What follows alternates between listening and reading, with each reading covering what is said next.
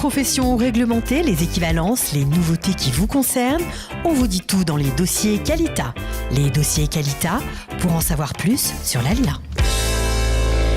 Salut à tous, bienvenue et salut à toi Ariel Picard. Alors, je ne sais pas si je dis toi, si je dis vous. On peut toujours tutoyer. On peut toujours tutoyer, on est en Israël, on en profite. Je ne sais pas si ça va tenir jusqu'à la fin de l'émission, mais on va essayer. Alors Ariel Picard, vous avez été coordinateur de l'ALIA de France pendant, on va dire, 2 ans et demi au sein du ministère d'Aquita, ministère de l'ALIA et de l'intégration.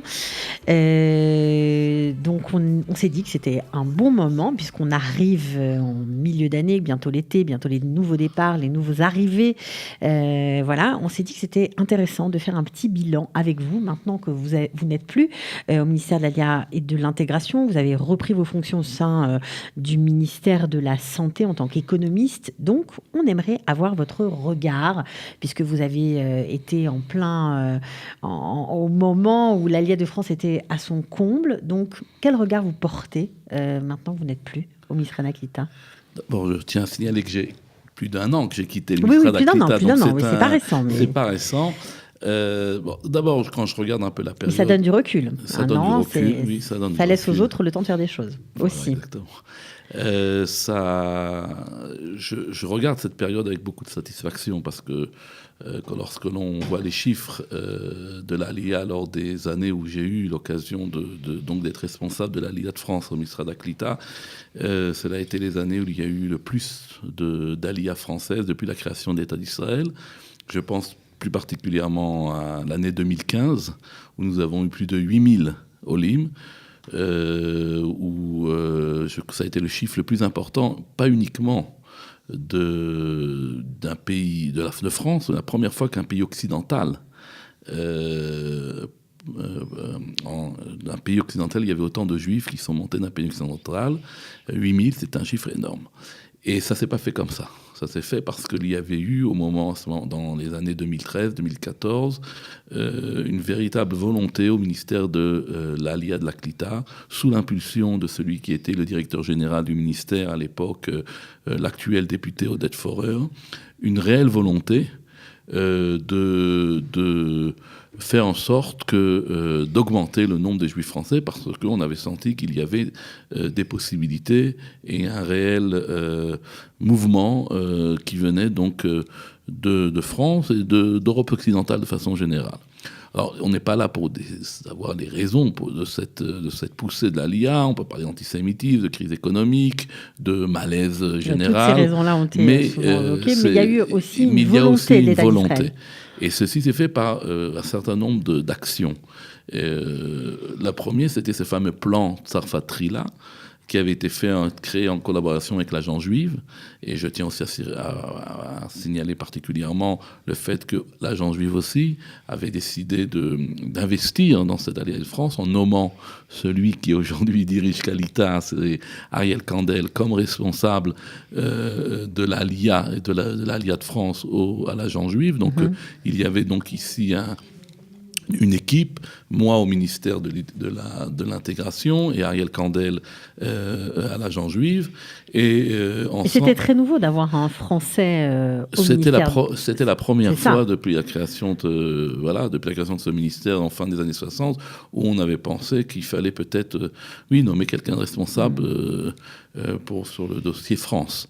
Et donc il y a eu aussi, je tiens aussi à le signaler, à part la création de ce poste, il y a eu donc ce plan Tzarfat Trila, qui est la France d'abord, exactement, qui a permis de multiplier les salons de l'ALIA en France, et pas, surtout de la France, pas uniquement à Paris. C'est la première fois qu'on a créé des salons. Il y a eu des salons de l'ALIA dans les villes de province, à Lyon, à Marseille, à Strasbourg, même dans les petites villes de province comme Nice, Montpellier, Bordeaux. C'était donc une nouveauté. On a multiplié les ulpanimes, on a multiplié les nombres de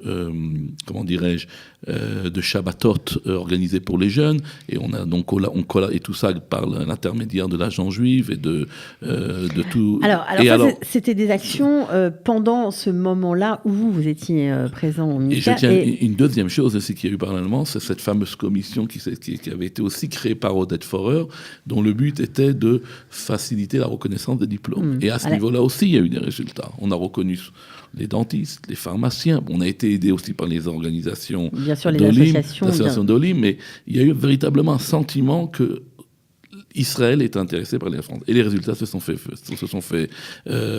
venus tout de suite.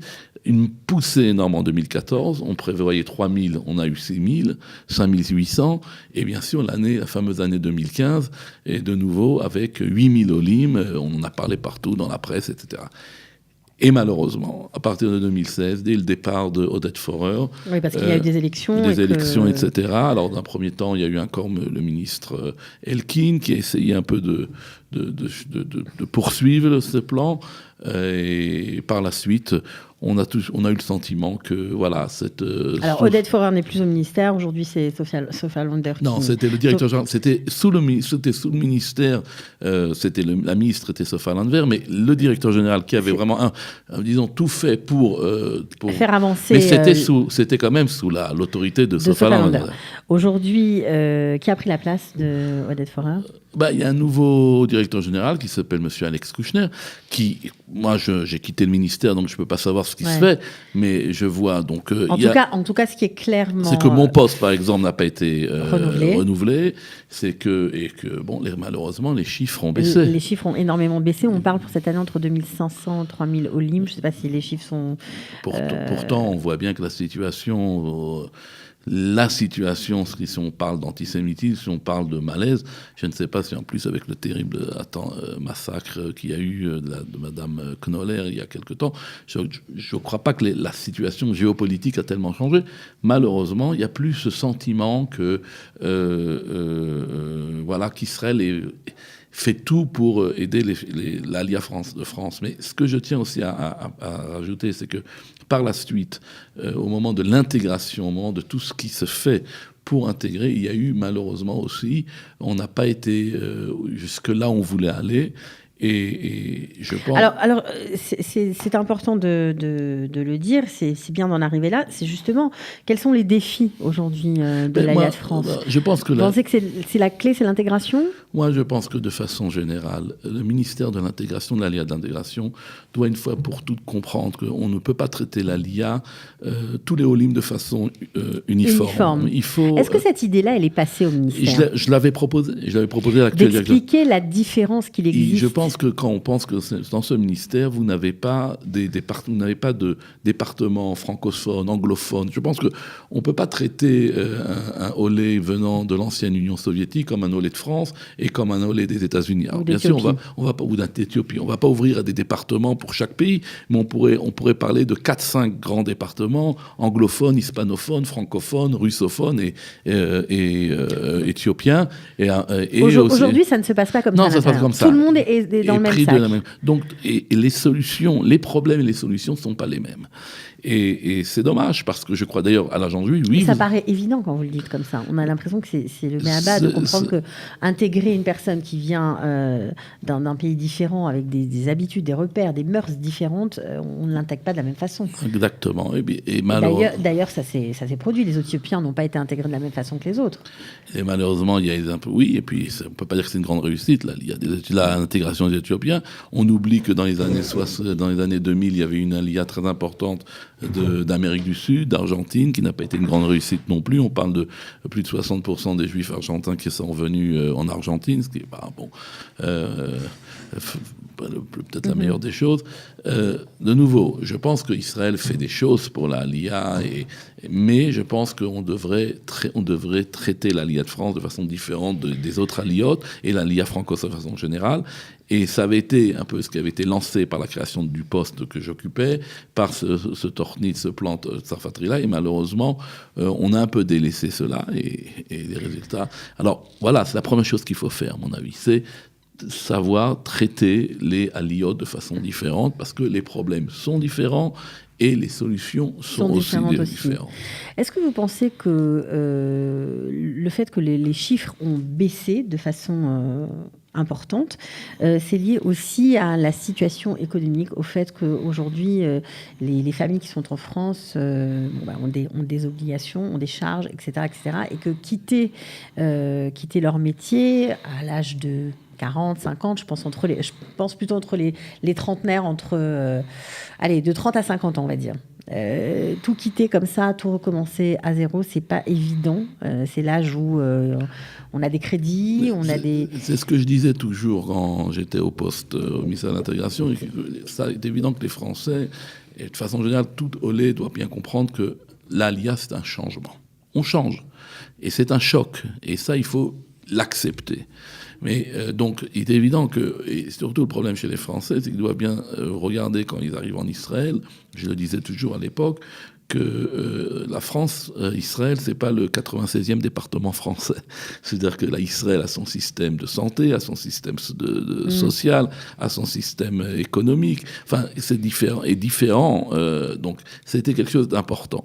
Ceci étant dit, de nouveau, quand on doit préparer l'Olim, et c'est une des idées que j'avais aussi essayé de véhiculer quand j'étais à l'IA, c'est la deuxième idée que je pense qu'il fallait faire, c'est qu'il faut préparer le Olé. D'ailleurs, je pense à ce niveau-là, à Kalita, je crois aussi que vous pensez un peu de la même façon, c'est-à-dire qu'on devrait préparer le Olé en France, c'est-à-dire tout devrait, 95% des choses devraient déjà être préparées en amont en France, c'est-à-dire qu'on devrait, d'une certaine mesure, déjà aider la personne à trouver du travail, faire la reconnaissance du diplôme encore en France, et il devrait y avoir un prolongement direct en tout ce qui se fait en France, en Israël. C'est-à-dire de façon générale, de la même façon qu'une personne qui arrive en Israël reçoit déjà sa carte d'identité à l'aéroport, on devrait faire en sorte qu'il puisse déjà trouver sa carte de travail, déjà son emploi, arrive en Israël. Et je pense qu'avec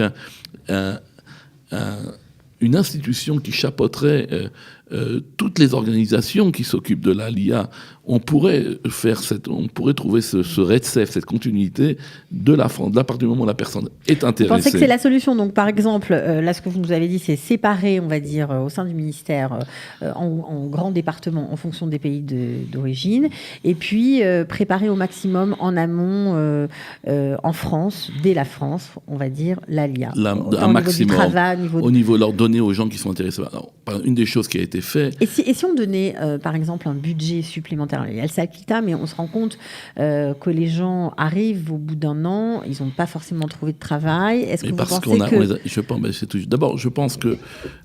C'est bien le Salkita. Je pense que l'État... Le Salkita est bien... Vous savez, Israël a des budgets limités, on ne peut pas imposer. Oui, bien sûr. Mais je crois réellement, après donc, ces 2 ans et demi au ministère de l'Agriculture, que le problème, ce n'est pas le problème de budget. Il y a des budgets.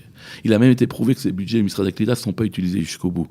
Il y a eu des années où alors, c'est quoi c'est un manque. Ils vont où ces budgets? Ils vont à d'autres? Ils vont pas. Je ne sais pas où ils vont, mais je sais pas. Ils sont utilisés, mais peut-être pas au maximum. Je crois que de nouveau, c'est plus un problème d'organisation, de gérer cette ALIA que réellement de budget. Comme je l'ai dit, vous dites une personne au bout de 6 mois, quand elle a terminé son ACTA, qui n'a pas trouvé de travail, n'a plus de quoi manger. Oui, c'est un problème. Mais si on avait réglé le problème de son emploi, si on faisait des réels salons, pas uniquement en faisant venir des fonctionnaires d'État, mais des sociétés privées, et qui seraient financées par l'État, et ça pour toutes sortes de raisons.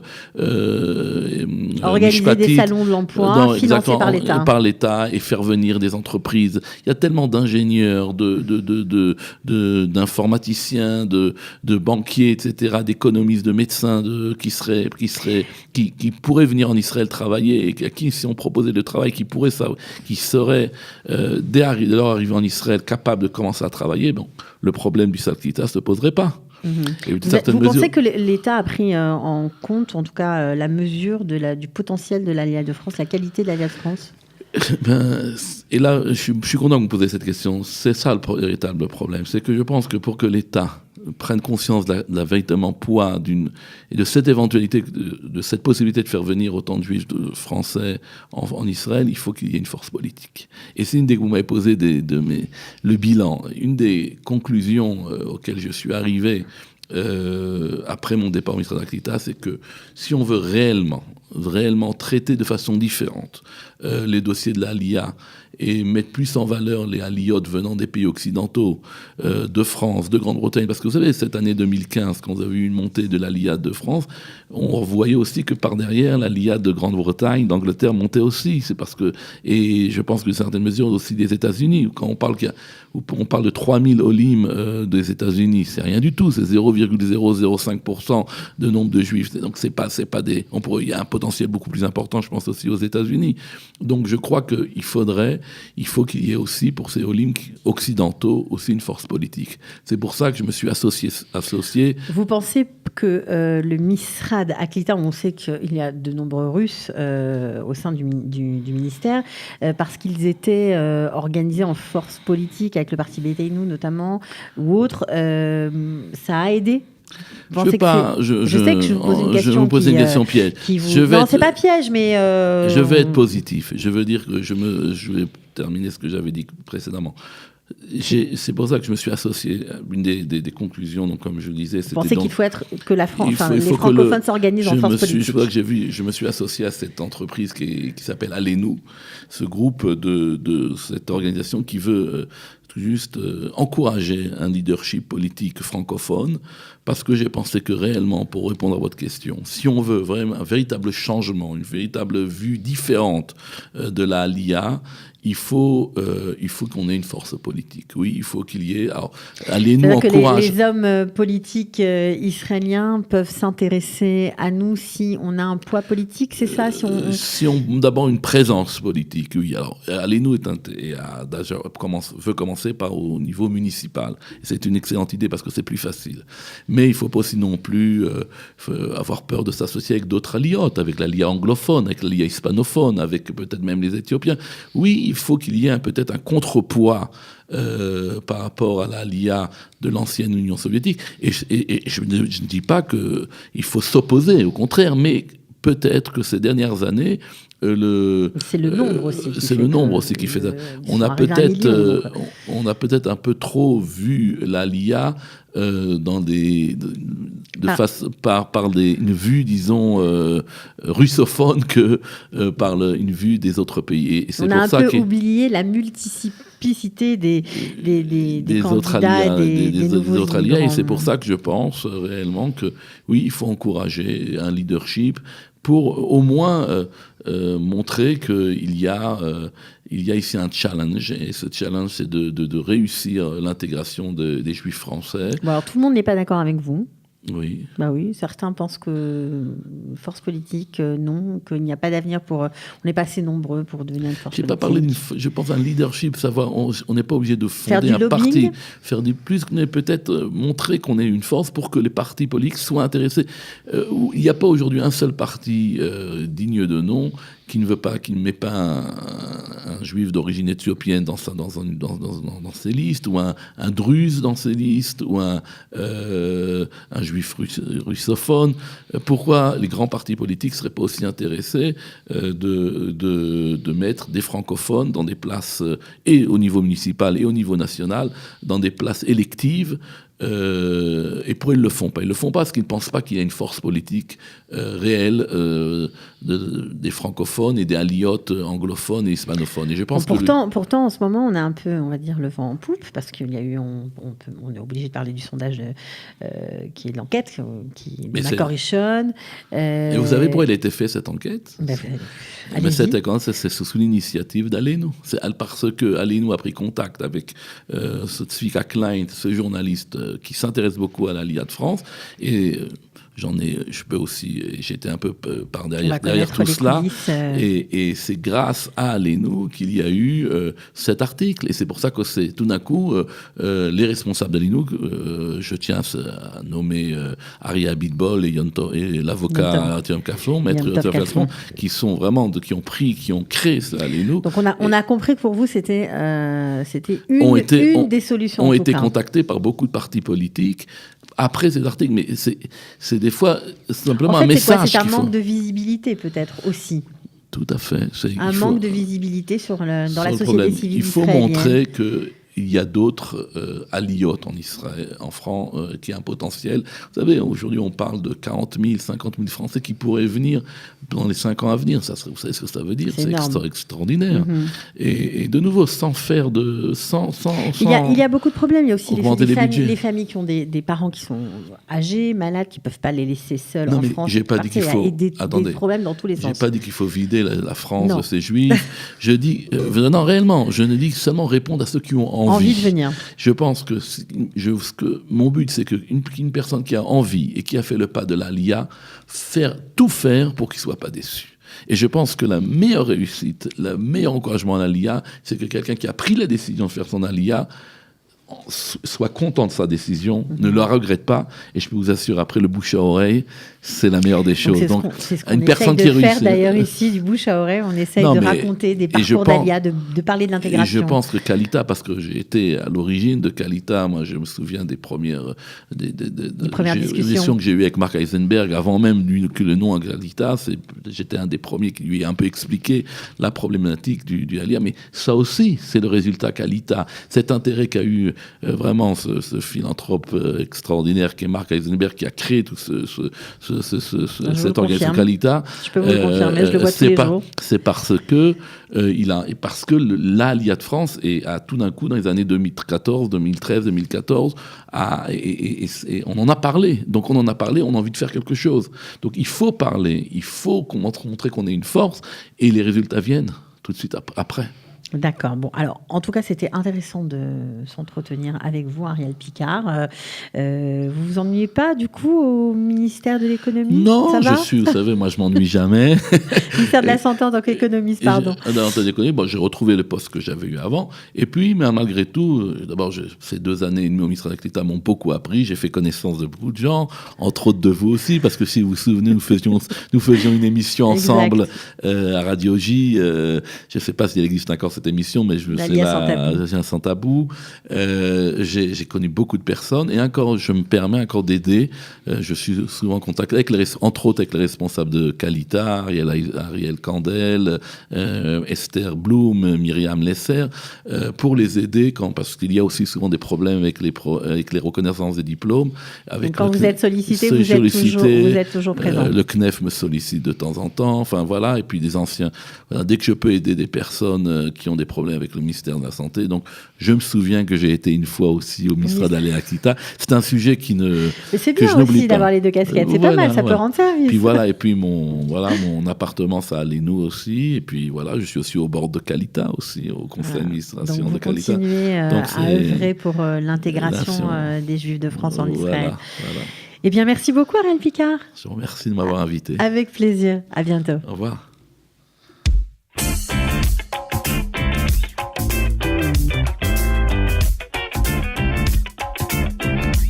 Les professions réglementées, les équivalences, les nouveautés qui vous concernent, on vous dit tout dans les dossiers Kalita. Les dossiers Kalita, pour en savoir plus sur l'Aliyah.